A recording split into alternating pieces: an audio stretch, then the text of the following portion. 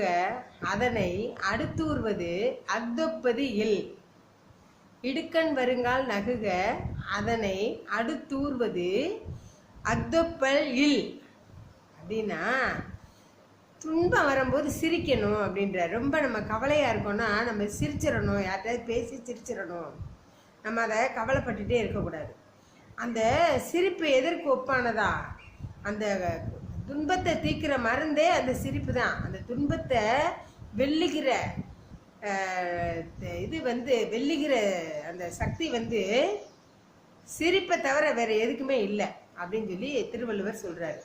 அதான் நம்ம கண்ணதாசன் சொன்னாரு, துன்பம் வரும் வேளையிலே சிரிங்க என்று சொல்லி வச்சார் வள்ளுவரும் சரிங்க.